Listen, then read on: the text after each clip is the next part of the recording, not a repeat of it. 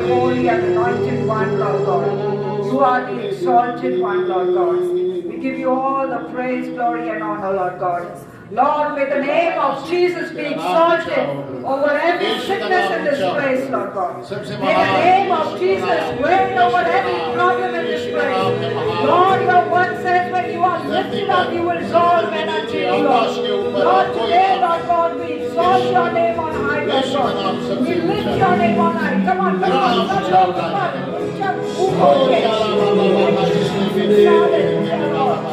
Bless your holy name, Lord God. Your name, Jesus.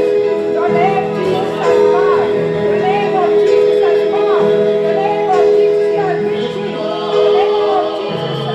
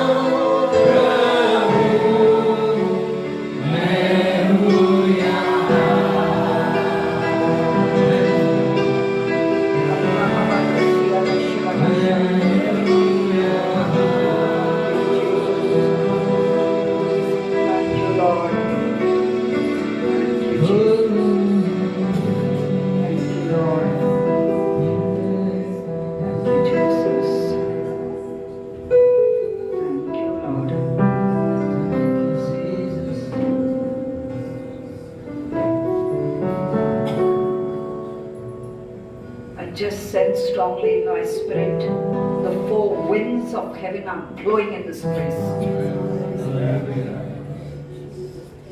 Worship team, pastor, at the count of 4, blow in this place.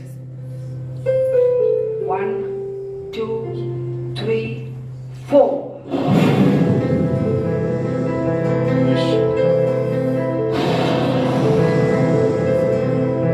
Come on, give your blessing, Lord, in the Spirit of God, move out from God.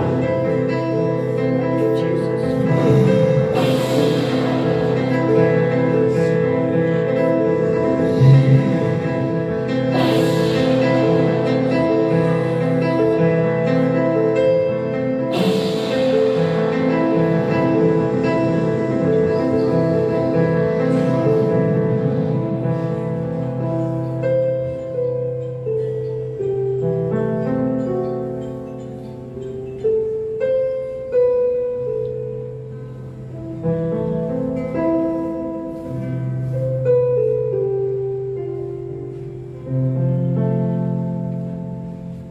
Thank you, Jesus.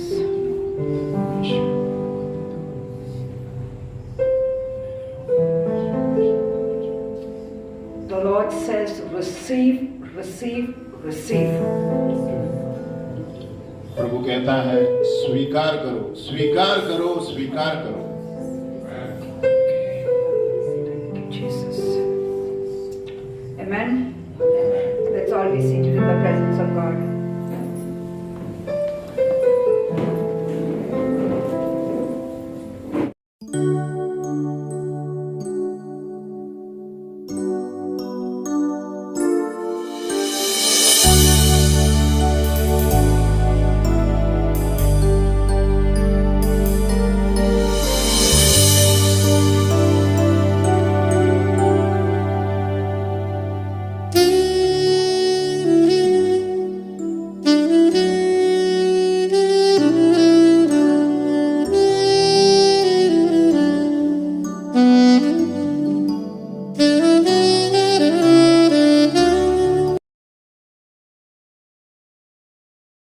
आज हम परमेश्वर और उसके लोगों की उपस्थिति में इकट्ठा हुए हैं रविंद्र और दिव्या के विवाह की गवाही के लिए। बोलो आमीन। आमीन। सो गए क्या सब लोग? मुझे लगता है आप खड़े रहेंगे तो अच्छा है, क्योंकि आप भी प्रार्थना कर रहे हैं और नहीं तो सो जाएंगे बोलते बोलते। हालेलुया।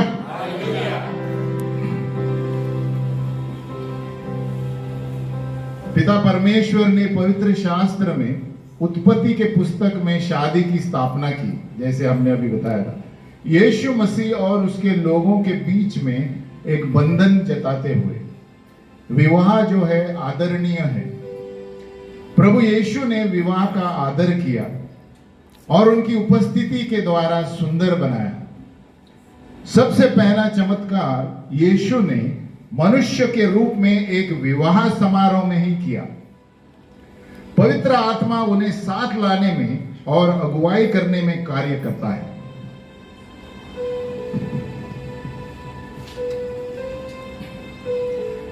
पवित्र शास्त्र यानी बाइबल हुक्म देता है कि सभी के बीच में विवाह आदरणीय हो, और इसीलिए इसमें बिना सलाह के प्रवेश करना सही नहीं होगा।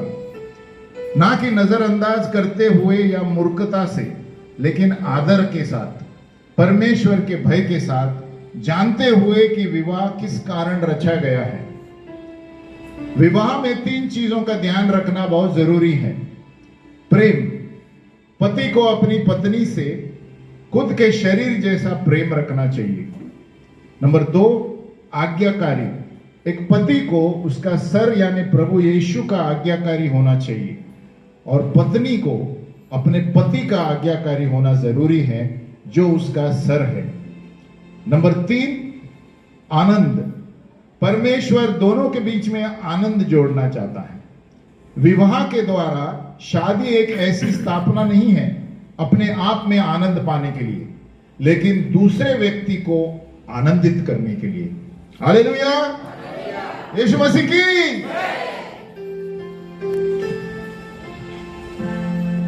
इस पवित्र विवाह समारोह में रविंद्र और दिव्या एक होने वाले हैं।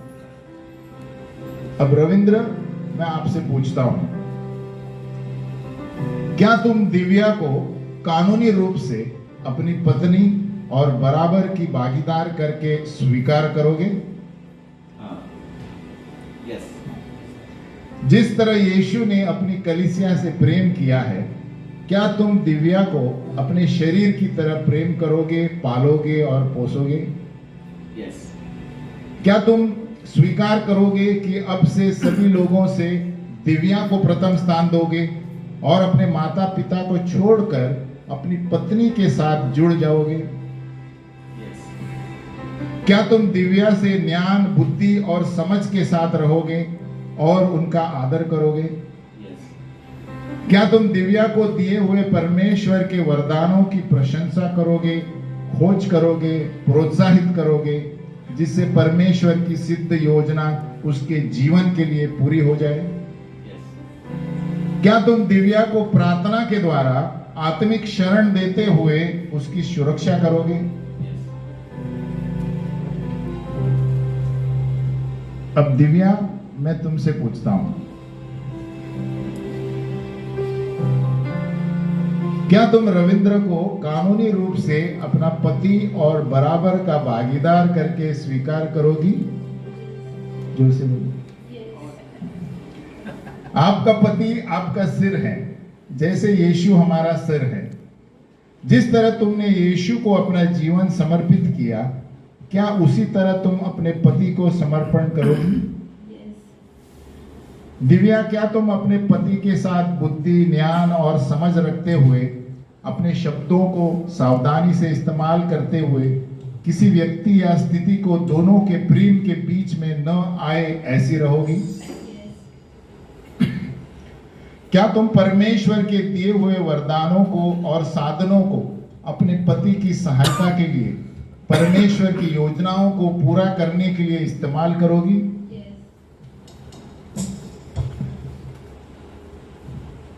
अब हम दोनों से पूछते हैं, माइक बीच में।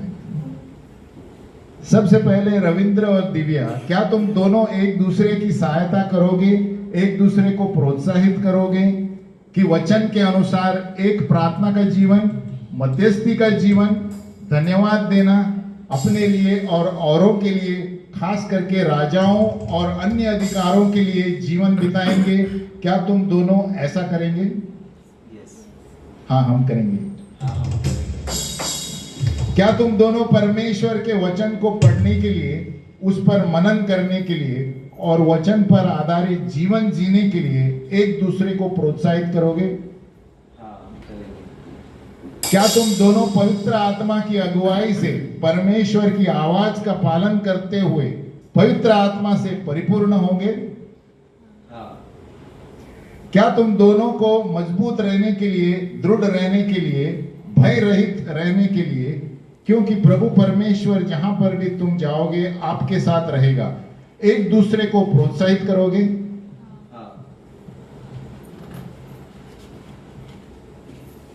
क्या तुम दोनों यीशु के अंग में रहने, एक दूसरे का साथ दोगे और यीशु के जीवित रहने के लिए, गवाही बनने के लिए एक दूसरे की सहायता करोगे?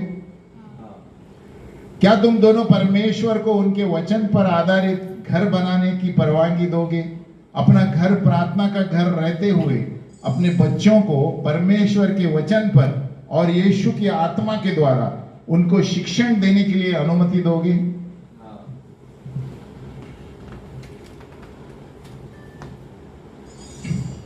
अभी हम प्रतिज्ञा लेने वाले हैं।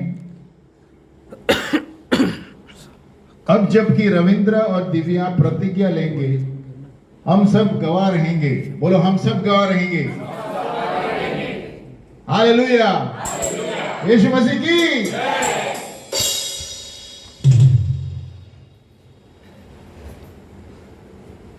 अब रविंद्र उनका दाहिना हाथ दिव्या के दाहिने हाथ पर रखे, उनके दाहिने हाथ के ऊपर रखे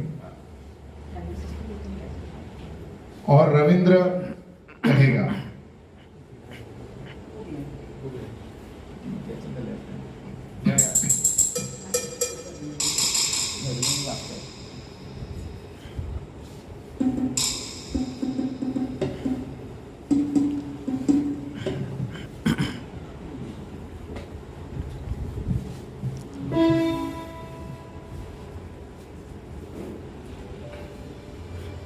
मेरे पीछे आप दोहराएंगे।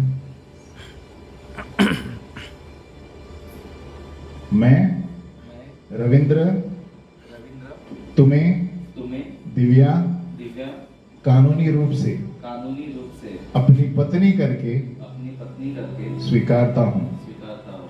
आज से आने वाले दिनों में आने वाले दिनों में अच्छे और बुरे समय में अच्छे और बुरे समय में अमीरी में या गरीबी में अमीरी में या गरीबी में बीमारी में या तंदुरुस्ती में बीमारी में या तंदुरुस्ती में प्रेम करने के लिए प्रेम करने के लिए पालन पोषण करने के लिए पालन पोषण करने के लिए जब तक मौत मौत हमें अलग न कर सके हमें अलग ना कर सके परमेश्वर के परमेश्वर लिखे हुए वचन लिखे हुए वचन के अनुसार के अनुसार और मेरे प्रेम का और मेरे प्रेम का तुम्हें तुम्हें दिव्या दिव्या वायदा देता हूँ। वायदा देता हूँ। अब दिव्या उसका दाहिना हाथ रविंद्र के दाहिने हाथ के ऊपर रखें और दिव्या कहेगी,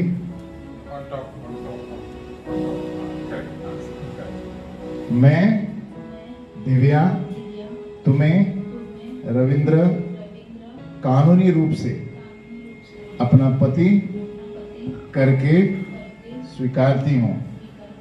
आज से आने वाले दिनों में अच्छे और बुरे समय में अमीरी या गरीबी में बीमारी या तंदुरुस्ती में प्रेम करने के लिए पालन पोषण करने के लिए जब तक मौत हमें अलग न कर सके परमेश्वर के लिखे हुए वचन के अनुसार और मेरे प्रेम का तुम्हें वायदा देती हूं।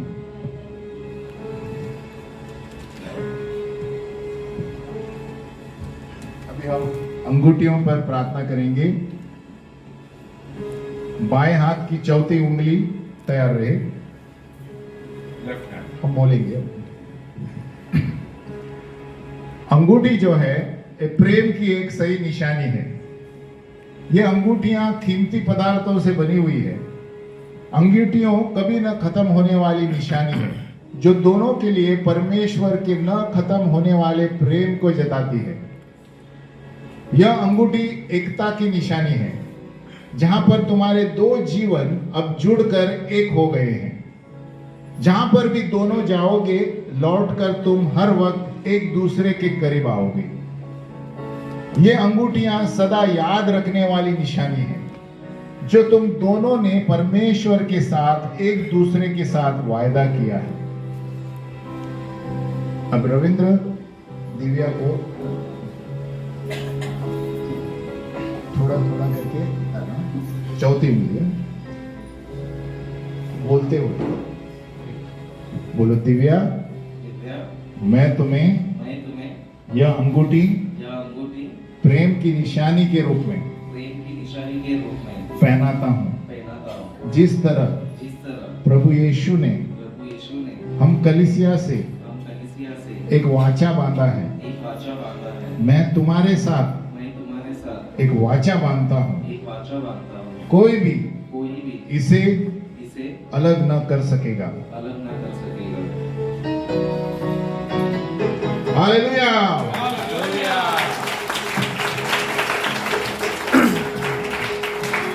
अब दिव्या चौथी उंगली है,